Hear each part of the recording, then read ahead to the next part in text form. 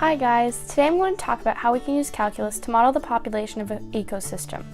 Basically, we can use math to graph and visualize population growth over time or generations. I picked this topic because I'm a big fan of the life sciences, and I think it's important to understand how all the species on this earth live so that we can find out how exactly humans can fit into it too. So let's say n equals population and nt is the function for population. We can first look at how we can model populations as an exponential function. The rate of change of the population, or dn dt, the derivative of n, would be equal to the number r, which is the population's maximum rate of increase, multiplied by n, the amount of population. We can use the calculus concept of an integral to go from the rate of change to the actual nt function.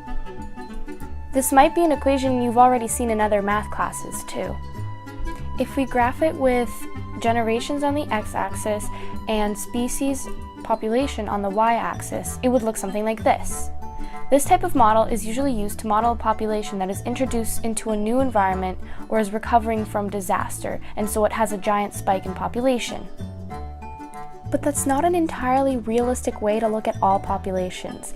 This exponential model can go on forever and ever, but an environment or ecosystem does not have unlimited resources like water and shelter. So at some point, population growth has to taper off. An environment or ecosystem cannot hold an infinite amount of individuals. And so to account for that factor, we can use the logistic population growth model instead.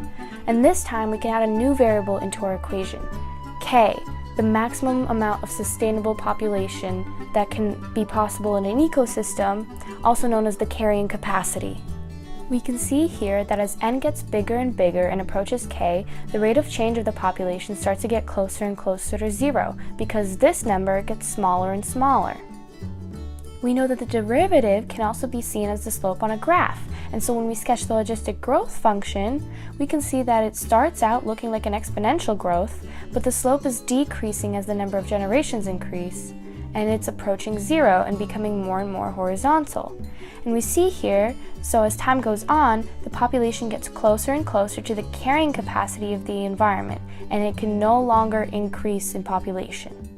And then, using more calculus concepts that hurt your brain, we can find the actual equation using the derivative equation that we have for logistic growth.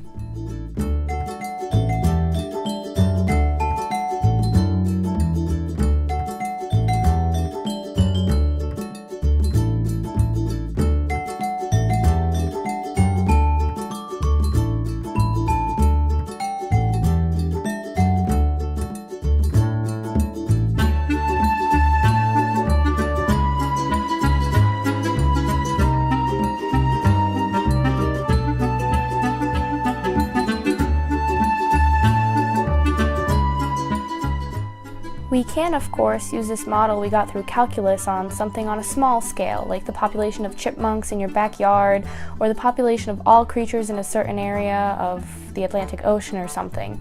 But this model can also be used for all species on the Earth, including us. It kind of makes you wonder, when will we hit the carrying capacity on this planet?